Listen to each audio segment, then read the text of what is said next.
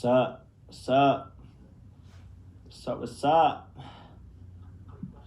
Let's go, baby. Congratulations on your win, Jake. I just wanted to ask you, how would you assess your performance today? First and foremost, I want to thank Showtime. They're going to be playing back my fight December 18th on their network. December 28th. December 28th. Sorry, December 18th is stuck in my head. But man, shout out to everyone at Showtime. Amazing crew. Everyone, down from Steven Espinoza on down. What was the question again? No worries. I was asking, how would you assess your performance today if you can grade yourself?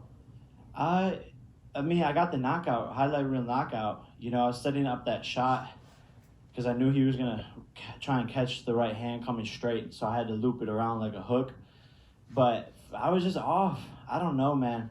I was just off a little bit. Pulled a muscle again in my arm in the first round there. But had to fight through a lot of tough moments, and Tyron's tough, man. He's a really tough guy. He caught me with an elbow. I'm bleeding in my eye, but still got the job done. Jake, what makes Woodley so tough? Man, mental. It's mental. He just keeps on coming forward, hitting them with good shots, good jabs, good body shots. We're in the clinch, and you could feel that, national champion wrestler in the clinch, boom, pushing you around like a bull, and his punching power is real. He won the UFC championship with that, and so taking those punches, I got a good chin, like I really do, and so I'm eating them, but damn, that's just good. Hey Jake, can you talk a little bit about your composure after you got cut? Because we've seen a lot of seasoned boxers in the past that when they get cut, a lot of times they panic and their corners panic. It just seemed like your corner didn't panic. It seemed like you have a great corner cut, man, and you didn't panic. Can you talk about that? Yeah, nothing phases me at all. I've been through way harder shit in my life, way harder shit. So a little cut is not going to stop me from winning or put me off of my game plan. I actually sort of like that shit because, I look like a fighter right now. All my other fights, I didn't really look like a fighter. This is some shit I could take a selfie and be like, look at me, I'm a professional boxer now.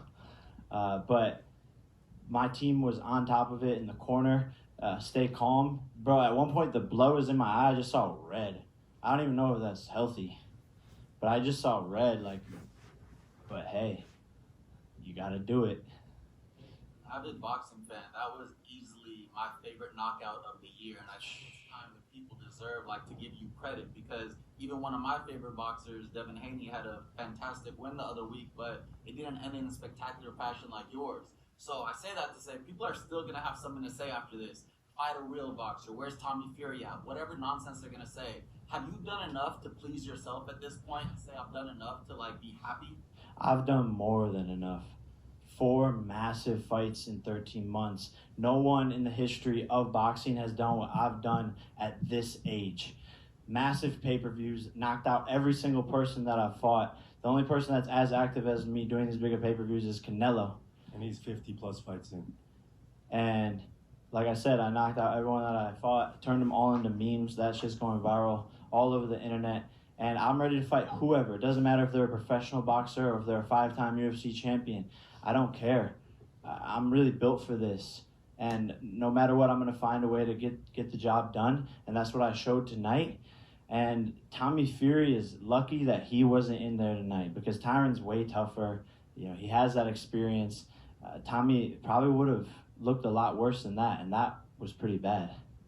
Can you walk us through the knockout? It seemed like, on Tyron's perspective, he was expecting a body shot, and the hand came down and clipped him, but were you gunning for that, or walk us through that? Yeah, so the whole fight he was catching like this, catching my jab, catching my two, catching it right here with his elbow on my straight two. And so I wasn't landing, and I was coming up with the 6 to the body, and I was doing that all night long. Boom, I hit him with the fake, and then come with the 1, and he went to go catch it, and that's when I knew he was pulling his hands away, and I put all my power into it because I knew I set him up the whole entire fight for that. That was you already planning on that with the feints and jump. Yep, and I knew I normally I load up a lot low key. I need to work on that, but My coach is like, don't load up. You already have enough power in them. But I just do it anyways because that's how I am. I'm going to work on that in the next camp. But I knew this punch was going to land, so I put everything into it. Everything. And, you know, I might be a lumberjack because you went timber. Jake, Jake, obviously, you know, you love boxing. You're becoming really good at it. But you also said earlier this week that, you know, you're struggling with, like, memory loss and speech and stuff like that. So, do you... I didn't say that earlier this week. Next question. That's taken out of context. I didn't say anything like that. Jake, if you had to rank your 3 knockouts in the last 13 months, where would you rank this one and the other 2 as well? I would say this is number 1 because of the level of opposition. He's a 5-time UFC champ, and I flatlined him. Ben Askren, not really a striker. Nate Robinson, basketball player. But the fact that I proved I have 1-punch power on a legend of this sport, people are going to be scared. That's why Masvidal and Nate Diaz got up out their seats and left, because they didn't want me to jump out the ring and start going at them. But people should be scared. Like, everyone's on high alert. Yeah, you lose your next 2 targets at that point. Is it Diaz and Masvidal? Everyone's a target. No one's safe. Hide your kids, hide your wife. I'm like Santa Claus. I'm coming down your chimney. I'll fuck everybody up. I'll fuck your whole family up. Yep.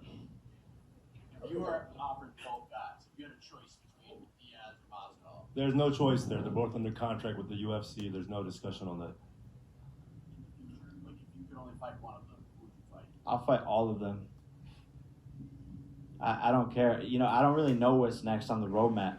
I've done it all. I've accomplished what I wanted to accomplish, and I need to take a break. You know, I've been going at this nonstop for a year and a half, and it's a lot. It's a lot. I'm tired. I'm exhausted. Is the vocabulary word I would use. I need to spend time with my family on Christmas and go on a vacation. I haven't gone on vacation since I was 18 years old. I told myself, not until you feel like you got to a place in life where you deserve a vacation. And I deserve it now. So I'm going to go on my first real vacation where there's no obligations. Because I've gone on vacations where I have to film it and vlog it and do interviews and then wake up on a certain time and still work out. I'm going on a real vacation. I'm doing backflips into the water.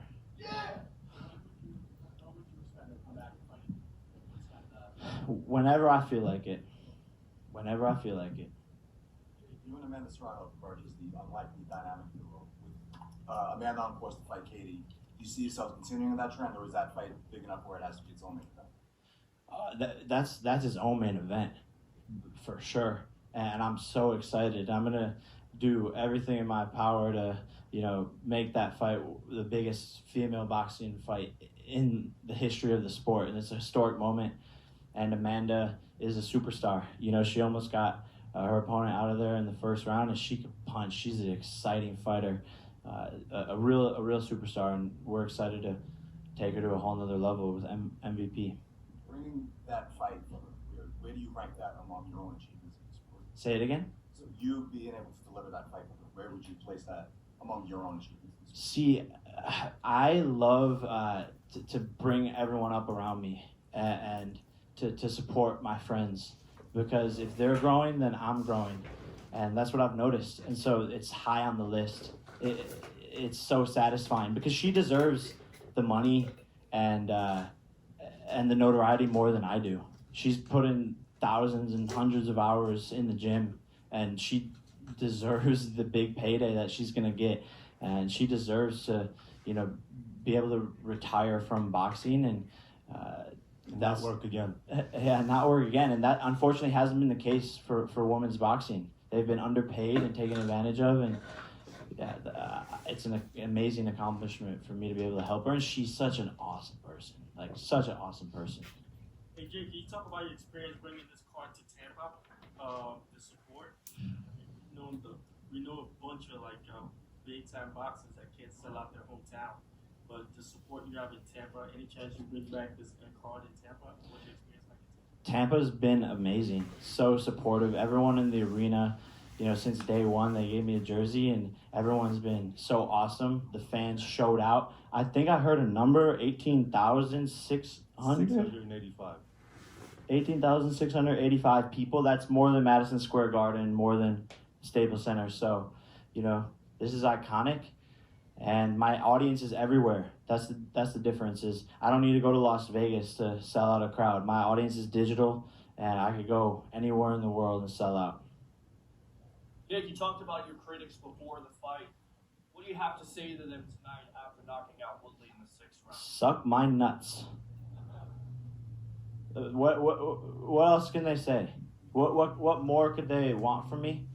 And I don't do this for them. I do this to prove myself right. And I said that in my Instagram post 3 days before the fight. I said I'm not doing this to prove people wrong. I'm doing this to prove myself right. And that remains true. And there's always going to be critics. So if you're a kid watching this, if you're whoever you are out there watching this, and you have a dream and you want to be successful, if you're doing anything outside the ordinary, people are going to hate on you, and there's going to be critics in every single corner wanting to see you fall. It's a part of life. Don't pay them any attention. And by the way, they're only making you more popular. So I love the critics. Thank you. You guys motivate me, and I shut y'all the fuck up. One more question. Jake, 3 years ago, Woodley was the UFC world champion, and you haven't even had a professional bout yet. So you're going up this trajectory fast. Do you have a long-term vision as to where you can see yourself going for a title shot, or are you just taking it fight by fight and seeing how you feel when you wake up in the morning after a fight? It's scary to try and put a cap on where this could go. You know, the potential is unlimited here, and it's really up to me and my team and how hard I want to work. But I'm hungry and motivated, and I love this shit.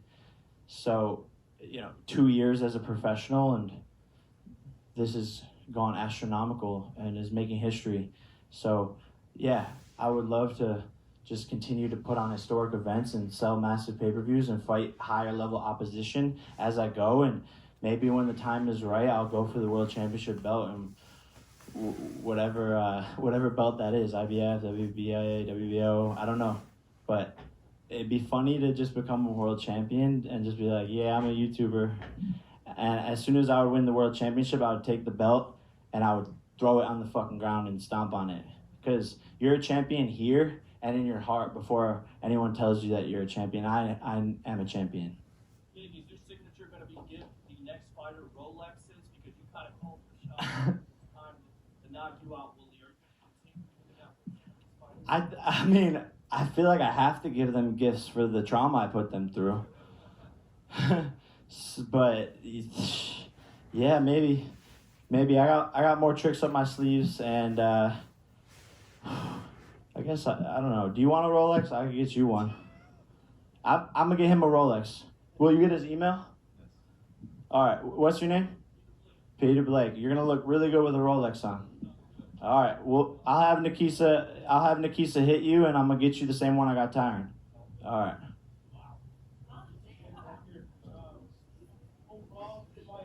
No Rolex watch for you. Overall, the fight, how did you feel compared to the first one in terms of your fluidity? Overall, did you feel at all like overtraining played a part at all? Nah, I felt a lot more comfortable, and my defense was way, way better. And